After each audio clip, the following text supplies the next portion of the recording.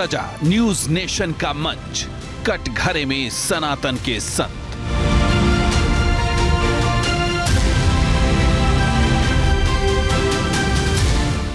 Operation पाखंड का बड़ा असर, अनिरुद्धाचार्य जी ने लगाई मुहर। पाखंड से बचना चाहिए। पाखंड जो फैल रहा है चमत्कार के नाम पे, धर्म के नाम पे, वो गलत है। वायरल बयानों का पोस्टमार्टम, हिंदू हित के लिए सर्वस्व समर्पण। पाकिस्तान से सारे हिंदू खदेड़ दिए गए, बांग्लादेश से सारे हिंदू खदेड़ दिए गए, कश्मीर से सारे हिंदू खदेड़ दिए गए। आज हिंदू अपनी सुरक्षा चाहता है, हिंदू अपना भला चाहता है, तो शास्त्र के साथ शस्त्र की विद्या भी आनी चाहिए। बाबा के बयानों पर विवाद, हर सवाल का खुलकर जवाब। मेरे मुंह से वो बात निकल गई, गलती है, पूरी बात तो गलत नहीं है। बिल्कुल बिल्कुल बिल्कुल गलत। उसका देखिए, उसका उद्देश्य ये नहीं है कि मैं आपको आतंकवादी बना रहा हूं, मैं आपको गलत रास्ता दिखा। उसका उद्देश्य ये है कि आज की युवा पीढ़ी को संतों से जुड़े रहना चाहिए। अनिरुद्धाचार्य जी के प्रवचनों का पंच, इस बार न्यूज नेशन पर मुश्किल मंच। इतनी कृपा सांवरे बनाए रखना, मरते दम तक सेवा में लगाए रखना।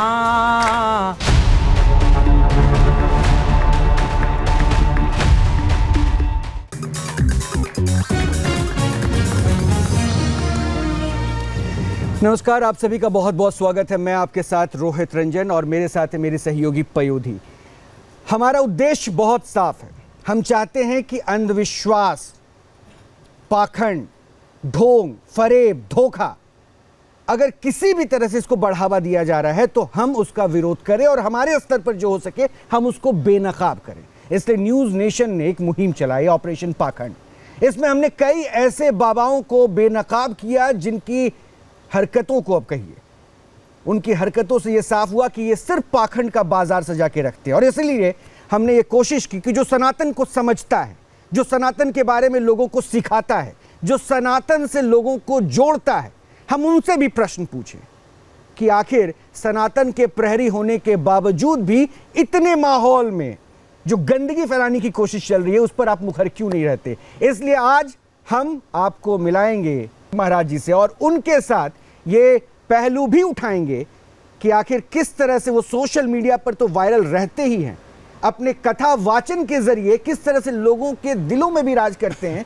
और सीधे सीधे सनातन को भी जोड़ते हैं। उनके बारे में कुछ शब्द पयोधी भी बोलेंगे। पयोधी। बिल्कुल, अनिरुद्धाचार्य महाराज का नाम जब आप सुनते हैं तो उनके लिए हालांकि किसी परिचय की जरूरत नहीं होती है, क्योंकि सोशल मीडिया पर वो अधिकतर छाए रहते हैं। उनकी कही गई हर एक बात सोशल मीडिया पर बार बार आपके सामने आ जाएगी।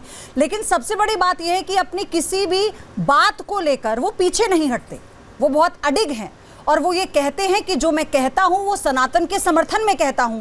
तो आज न्यूज नेशन के स्टूडियो में हमारे साथ मौजूद हैं अनिरुद्धाचार्य महाराज। एक बार जोरदार तालियों से हम चाहेंगे उनका आप स्वागत कीजिए।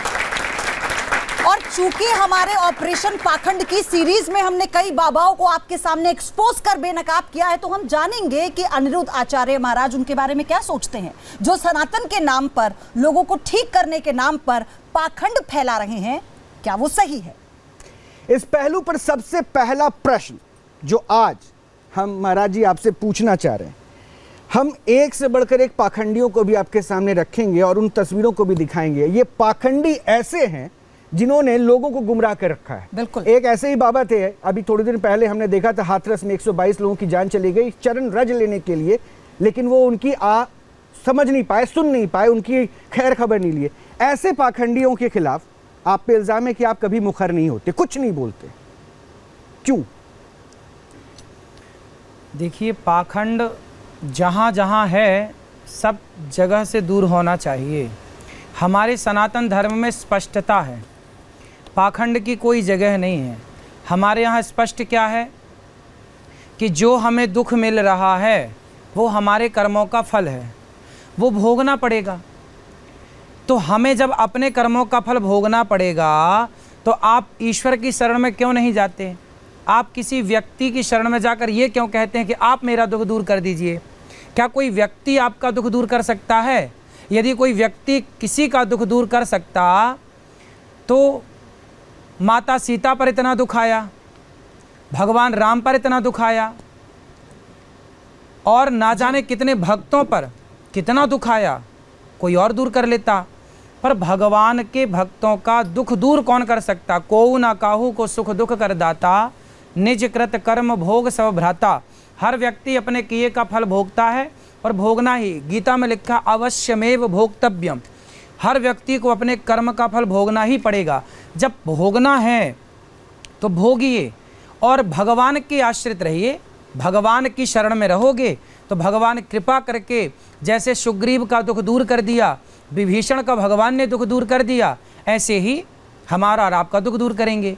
कोई व्यक्ति आपका दुख दूर नहीं कर सकता, दुख तो भगवान ही दूर कर सकते हैं। लेकिन फिर भी उनकी शरण में लोग बड़ी संख्या में जा रहे हैं। मैं आपको एक वीडियो दिखाती हूं। लोगों की जिम्मेदारियां है ना कि वो कहाँ जा रहे हैं। अनिरुद्ध आचार्य महाराज, हम आपको एक वीडियो दिखाते हैं, आप उसे देखकर बताइएगा कि ये कितना सही है और कितना गलत है। कंबल वाले बाबा हैं जिन्हें हमने एक्सपोज किया न्यूज नेशन पर, और हमें हमारे समर्थकों, हमारे दर्शकों का अपार समर्थन मिला इस पर। आप जरा चलाइए वो वीडियो ताकि हम ये जान पाए कि अनिरुद्ध आचार्य इस पर क्या सोचते हैं। आप देखिए महाराज जी, आप देख रहे होंगे स्क्रीन पर, ये कंबल उड़ाकर कहते हैं कि हर मर्ज की दवा इनके पास है।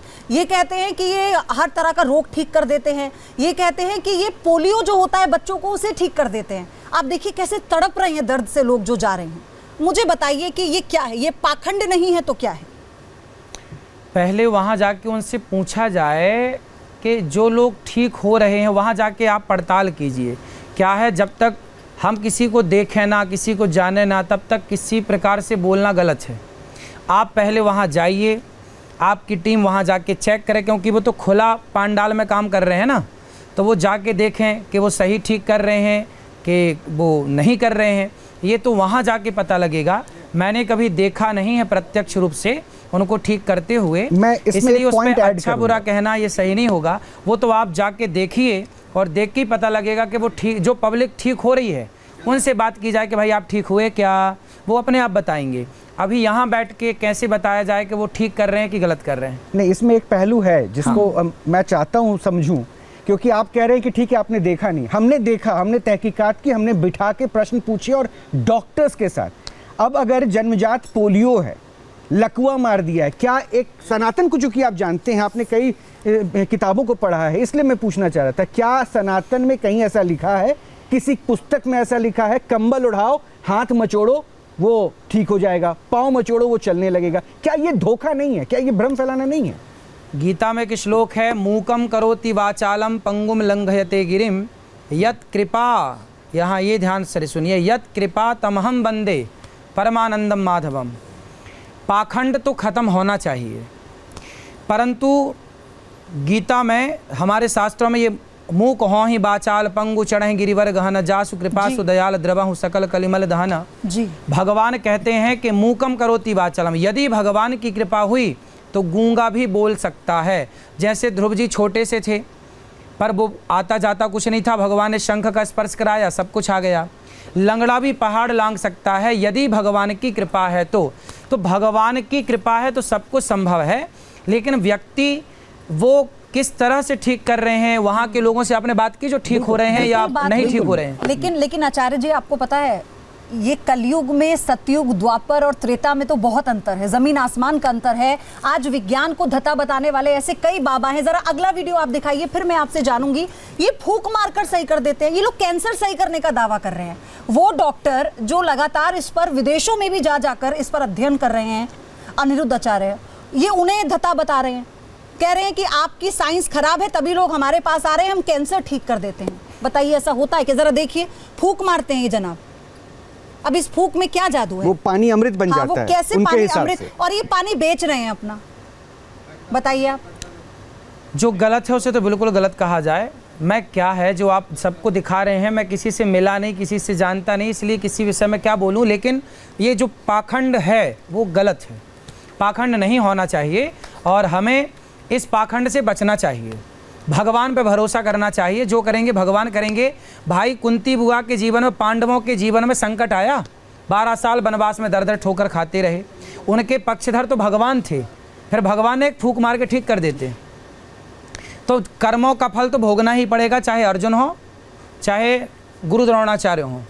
चाहे पितामह भीष्म को बाणों की सैया पे लेट के कर्मों का दंड भोगना पड़ा, तो कर्मों का दंड तो भोगना पड़ेगा, भगवान ही आपके साथ क्यों ना हो। अर्जुन के साथ थे तो श्री कृष्ण, पर 12 साल का वनवास और 1 वर्ष का अज्ञातवास भोगना पड़ा। इसलिए कोई आपको फूंक मार के ठीक कर देगा, ये तो पाखंड है, ये तो गलत है।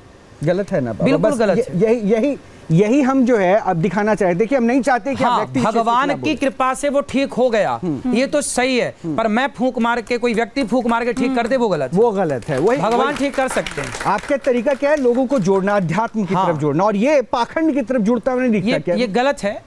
अभी एक वीडियो मार आपको के कैसे ठीक कर सकता है? एक वीडियो अभी आपको और दिखाता हूँ। इनका नाम है वाइब्रेटर बाबा। अब सोचिए ऐसे ऐसे बाबा हमारे बाजार में हैं जो अंधविश्वास का दुकान सजा के बैठे हैं, और लोग इतने भोले भाले कि इनके पास पहुंच जाते हैं।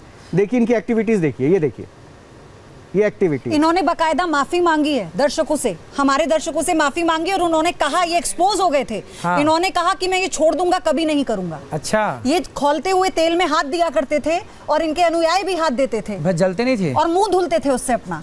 और लोग इन्हें भगवान मानते थे, ये फूल इसलिए चढ़ा रहे थे इन पर। नहीं तो इन्हें हमने जलते नहीं थे expose गर्म किया। पानी में। नहीं, क्योंकि उनकी वो टेक्निक हमें पता लग गई, वो साइंस है उसके पीछे। डर गए पुलिस का, हमने डर दिखाया, हमने कहा हम पुलिस लेकर आ रहे हैं, वो डर गए, बोले मैं माफी मांगता हूँ। आप देखिए जरा कैसे कर रहे हो, देखिए।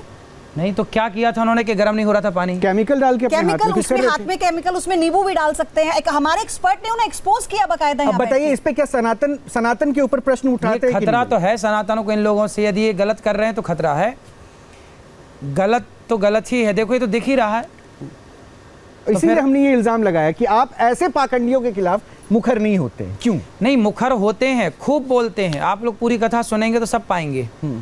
जरा सा मैं क्या बताएंगे, हम तो यही बोलते हैं कि बेटा भगवान ही, हमें भगवान की शरण में जाना चाहिए।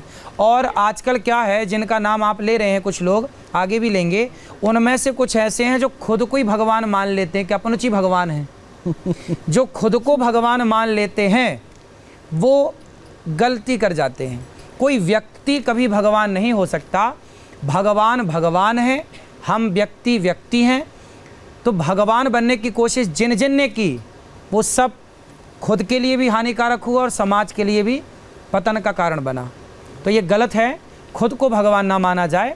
और मैं कुछ करता हूँ ये दावा भी गलत है। जो करते हैं करते हो तुम कन्हैया, मेरा नाम हो रहा है, मेरा आपकी कृपा से, यही सत्य है। लेकिन आप ये देखिए ना कि एक डंडे वाले बाबा भी आए थे रोहित, आपको याद है? बिल्कुल, मैं प्रश्न को तो आगे लेके चलूंगा ही, बहुत सारे प्रश्न है मैं, लेकिन मूल जो है जहां से ये शुरुआत हुई ऑपरेशन पाखंड की, इसलिए मैं दिखा रहा हूं, और आपके जरिए कम से कम ये संदेश जाए कि देखिए ऐसे चीज़ों को पाखंड कहते हैं। ये देखिए डंडे से इलाज चल रहा है। बाबा जरा इस वीडियो को देखिए, क्या ये इंसान को बीमार करने के लिए काफ़ी नहीं? सोचिए डंडा कितनी ताकत के साथ उसके पेट में दबाया जा रहा है। देखिए इन पर ना गहराई से आप लोगों की टीम वहाँ जाए और पड़ताल करे तो निकलेगा। क्या है कि कुछ लोग एक्यूप्रेशर का सीख लेते हैं कुछ, जैसे एक्यूप्रेशर तो एक है, साइंस ही है। हाँ हाँ बिल्कुल। तो एक्यूप्रेशर का सीख लिए, किसी को आराम लगा तो उनको लगता है किसी चमत्कार का नाम दे दो, तो वो एक्यूप्रेशर को चमत्कार का नाम दे देते हैं, और वो करते एक्यूप्रेशर हैं, पर नाम क्या है? चमत्कार। तो चमत्कार के नाम से लोग जुड़ते हैं, जाते हैं और उनका काम होता है। तो वो एक्यूप्रेशर, अब वो ये देखना पड़ेगा कि वो एक्यूप्रेशर का स्पेशलिस्ट है या नहीं। यदि है तब तो वो ठीक कर सकता है, यदि नहीं है तो वो और बर्बाद कर देगा। नहीं बाबा देखिए इसमें क्या है ना, एक्यूप्रेशर शब्द अगर जुड़ा रहे तो परेशानी।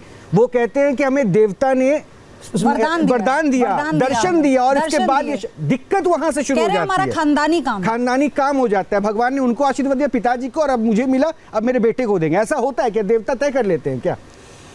देखिए देवता तो कुछ भी कर सकते हैं, लेकिन ये सारी चीज़ें जो आज दिख रही हैं समाज में इस तरह की, वो सारा समाज के लिए हानिकारक ही है। अपने अपने कर्मों का फल हमें जो मिल रहा है उसे भोगना चाहिए, उसके लिए अच्छे कर्म करना चाहिए, पाप से बचना चाहिए, यही ठीक है। और पाखंड से बचना चाहिए, जो आप कह रहे हैं वो ठीक है। पाखंड जो फैल रहा है चमत्कार के नाम पे, धर्म के नाम पे, वो गलत है। लेकिन अनिरुद्धाचार्य, आपके सत्संग में भी बड़ी दिलचस्प बातें होती हैं, लेकिन अभी जो हम आपको दिखाएंगे ना वीडियो, शायद मुझे लगता है आपको भी हंसी आ जाएगी। आपने ऐसा कभी नहीं सुना होगा। जल से, डंडे से, कंबल से तो ठीक है, कोई फोन से भी ठीक कर देता है सारे रोग।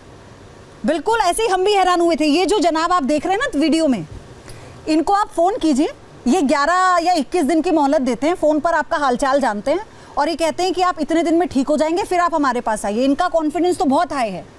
ये हाई मतलब इन्हें पता नहीं कौन से भगवान से इनको फोन से कनेक्शन है, तो ये लोगों को ठीक कर रहे हैं। आपने कभी सुना था ऐसा? मैं तो आपके यहाँ आकर ही सब दर्शन कर रहा हूँ सबके दर्शन तो आप ही दर्शन करा रहे हैं। हम कभी इन सब किसी से मिले नहीं हैं, तो जब मिले ही नहीं है किसी व्यक्ति से तो उनके बारे में कुछ भी कहना ठीक नहीं है मेरे हिसाब से।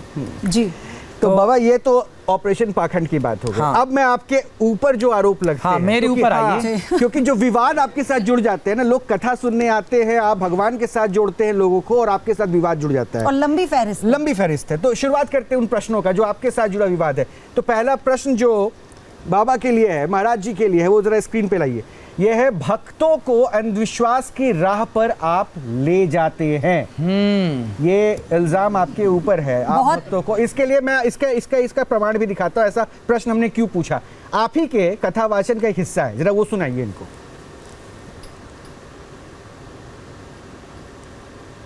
जिसको संतान नहीं होती वो गाय को गेहूं खवाए और गेहूं जब उसके गोबर से वापस आए तो उसको धुल करके, उसे सुखा करके, उसको पीस करके उस आटे की रोटी बनाकर भगवान को भोग लगाकर वो रोटी खाने से संतान प्राप्ति होती है। तो इल्जाम ये लगा कि गोबर से जो गेहूं मिले उनको आप वापस बेचिए, उसके बाद उनको धोइए, इससे संतान प्राप्ति होती है। यानी साइंस को पीछे कर दिया, गोबर की महत्ता को अंधविश्वास की राह पर आप लेके जा रहे हैं। इसे आप अंधविश्वास कहते हैं? यदि आप इसे अंधविश्वास कहते हैं तो आजकल बिल्ली की पोटी की कॉफी पी रहे हैं लोग, क्या वो श्रद्धा है? वो विश्वास है? आज के लोग बिल्ली की पोटी की कॉफी पी रहे हैं। अरे भाई, आप 100 डॉक्टरों को दिखाइए, जब 100 डॉक्टर मना कर दिए कि आपको बेटा नहीं होगा नहीं होगा नहीं होगा, तो मैंने कहा कि दिखाओ डॉक्टरों को, इसके बाद जब तसल्ली हो जाए सारे डॉक्टरों से, फिर आखिरी कर लो। राजा दिलीप, भगवान राम के पूर्वज, कोई संतान नहीं थी, राम के वंश नहीं बढ़ रहा था, तब राजा दिलीप ने गौ माता की सेवा की। रघुवंशम में महाकवि कालिदास जी पूरी कथा विस्तार से लिखते हैं। आपने कभी महाकवि कालिदास का रघुवंशम पढ़ा हो तो उसमें आएगी, राजा दिलीप को गौ माता की सेवा करने से पुत्र प्राप्त हुआ, जिस पुत्र का नाम था रघु, जिनके नाम से रघुवंश चला। रघुकुल रीत सदा चली आई, प्राण जाए पर वचन न जाए। यदि राम का वंश गौ माता की सेवा करने से चल सकता है तो आपका और हमारा वंश भी गौ माता की सेवा से चल सकता है। और डॉक्टरों को दिखाइए 100 बार, जब मना कर दें तो गाय को जौ गेहूं खिलाओ, और गेहूं खिला करके जब वो गोबर गाय के पेट में जब तक वो दाना रहेगा तो वो एनर्जी से भर जाएगा। गाय कोई सामान्य नहीं है, गाय में शक्ति है। गाय में शक्ति ना होती तो गौमूत्र बाजार में ना बिकता, फिर कुत्ते का बिकता ना। लेकिन आचार्य जी, मैं पूरी बात कर दूं, गाय को गेहूं खिलाइए, फिर जब वो गोबर से बाहर आएगा तो उसे धुल करके, उसे साफ करके 10 बार साफ करके सुखाओ, पिसाओ, फिर भोग लगा के भगवान जी को खाओ, तो निश्चित राजा दिलीप के संतान हुई गौ माता की कृपा से, तो आपकी भी हो सकती है। और आपने तो डॉक्टरों को चेक करा लिया ना 10 बार 100 बार, फिर आखिरी है। नहीं, मेरा यहाँ पे एक सवाल है आपसे। करिए। हमारे सनातन धर्म में तो ये चला आ रहा है कि जब आप अग्नि जलाते हैं तो पहले अग्नि को भोग लगाते हैं। हाँ। पहली रोटी बनाते हैं तो गाय की बनाते हैं क्योंकि वो हमारी माता है। बिल्कुल। लेकिन आप जो उपाय बता रहे हैं, मैं स्पष्ट करवाना चाहती हूँ आपसे कि आप ये पुत्र प्राप्ति बता रहे हैं, संतान प्राप्ति बता रहे हैं? संतान ही है बेटा, संतान ही है। संतान में चाहे पुत्री हो चाहे पुत्र हो, आपने कहा कि वंश चलाने के लिए जब हाँ, तो सारे वंश बेटियां भी तो चला रही ये हैं। ना बता पाए। जनक जी को सीता के नाम से ना जाना जाता है, तो जनक जी को किसके नाम से जाना गया? जनक जी के बेटे का नाम क्या था, आप बता ही नहीं पाएंगे कोई। जनक जी की बेटी सीता, और सीता जी से जनक जी को आज तक सम्मान मिल रहा है और लोग जानते हैं। लेकिन आप विज्ञान पर ज्यादा भरोसा नहीं करते, मुझे ऐसा लग रहा है। नहीं, क्यों आपकी नहीं बातों से। करते? विज्ञान पे पूरा भरोसा। विज्ञान तो हमारे यहाँ पहले था, आज तो कुछ भी नहीं है। विज्ञान तो ऐसा था कि 1903 में राइट ब्रदर्स ने विमान बनाया। ये बात आप सबको पता है, साइंस में पढ़ाई जाती है कि विमान कब बनाया। 1903 में सफल परीक्षण हुआ। किसने बनाया? राइट ब्रदर्स ने बनाया। जबकि सत्य ये नहीं है, सत्य ये है कि 1885 में दलपदे जी ने पहला विमान उड़ा के, विमान बना के उड़ा दिया था। ये बात भारत के बच्चों को नहीं बताई गई, वो हम बताते हैं। जो साइंस नहीं बता रहा है वो हम बता रहे हैं। हमारे यहाँ विमानों का आविष्कार कब हुआ? रावण के पास पुष्पक विमान था कि नहीं? सीता माँ को चुरा के ले गया। दशरथ जनक जी और इनके पहले हमारे यहाँ करदम जी हुए जिनके पास कामक नाम का विमान था। हमारे यहाँ ये टेक्नोलॉजी पुरानी है। आज क्या टेक्नोलॉजी है? सब कुछ पहले था। नहीं, लेकिन ऐसा नहीं है कि आज ही सब कुछ है, पहले के लोग मूर्ख थे, ऐसा नहीं। लेकिन आचार्य जी, लेकिन ठीक है, आपने जो उदाहरण दिया वो तो हम सब जानते हैं, लेकिन आपको नहीं लगता कि आप चुनौती दे रहे हैं साइंस को? क्योंकि आप जिसकी बात कर रहे हैं ना, आज ही के दौर में उसी विज्ञान के जरिए टेस्ट ट्यूब बेबी भी होते हैं, आर्टिफिशियल इंसेमिनेशन भी होता है, सैरोगेसी भी होती है। ये कोई नया नहीं है, ये सब हो चुका है, सब कुछ हो चुका। बता दूं, माता देवकी गर्भवती हुई 7वीं बार। माता देवकी के गर्भ को निकालकर भगवान ने माता रोहिणी के गर्भ में डाल दिया ना, पता लगा कि गर्भ नष्ट हो गया, जबकि वो बलराम जी थे। आज जो गर्भाधान एक स्त्री के गर्भ को दूसरी स्त्री के गर्भ में डाला जाता है, ये विज्ञान जो आज का है, ये आज का नहीं, 5,500 साल पहले बलराम जी को माता देवकी के गर्भ से रोहिणी के गर्भ में ट्रांसफर किया गया था। ये टेक्नोलॉजी थी 5,500 साल पहले। न्यूज नेशन अब व्हाट्सएप पर खबरों के ताजा अपडेट के लिए न्यूज नेशन के इस QR कोड को स्कैन करें।